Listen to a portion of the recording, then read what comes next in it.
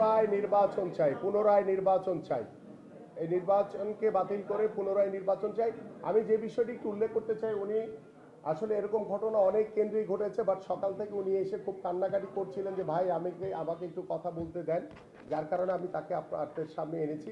উনি একটা বিষয় জাস্ট ওই যেটা বললাম যে একটা কেন্দ্রের শাহিন স্কুলের একটা ঘটনা উনি বলবেন, আপনি জাস্ট বলেন আপনার মতো। আসসালামু আলাইকুম, আমি অ্যাডভোকেট শাহিদা নাসরিন। আমি মিরপুর 11 সেকশন 11 এভিনিউ 5 এর শাহিন স্কুলে এজেন্ট প্রধান ছিলাম।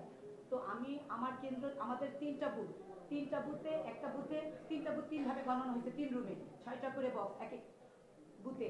তো আমি যে বুথে ছিলাম, আমার বুথে আমার 1 ঘন্টার মধ্যে গণনা শেষ হয়ে যায়। তখন আমাকে প্রিজাইডিং অফিসার আমাকে রুমে বসায়, বলে আপা আপনি এই রুমে বসেন, আপনার সাথে কিছু কাজ আছে। আমার রুমের সামনে 2জন কনস্টেবল বসাই দিচ্ছে। আমার রুমে কাউকে ঢুকতেও দিচ্ছিল না, আমাকেও বের হতে দিচ্ছিল না, বাইরে কারোর সাথে কথা বলতে দিচ্ছিল না।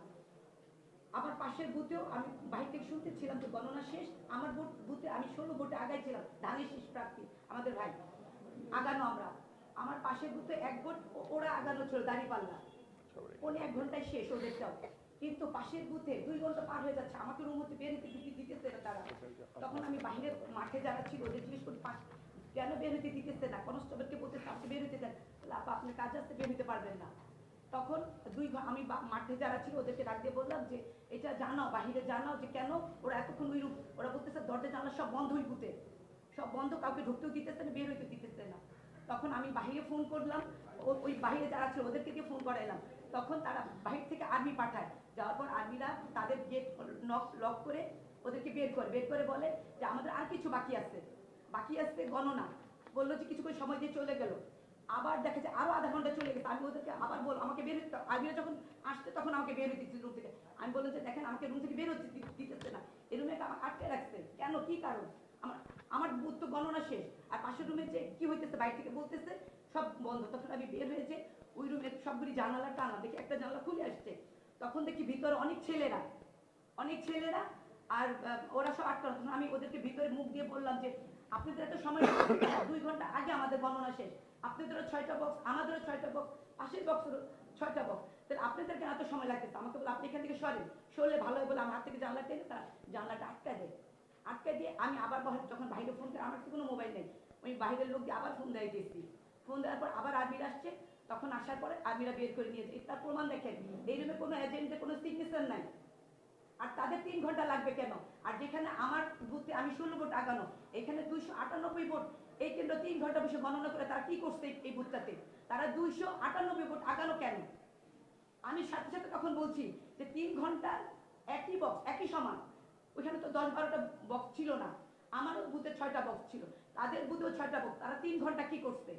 আর তারা কিভাবে আগায় একই সেন্টারে? ওইখানে অলৌকিক কিছু ঘটনা ওখানে ঘটেনি, তাহলে ওইখানে তারা কিভাবে আগে? এখানে কারচুপি স্পষ্ট বোঝা যেতেছে।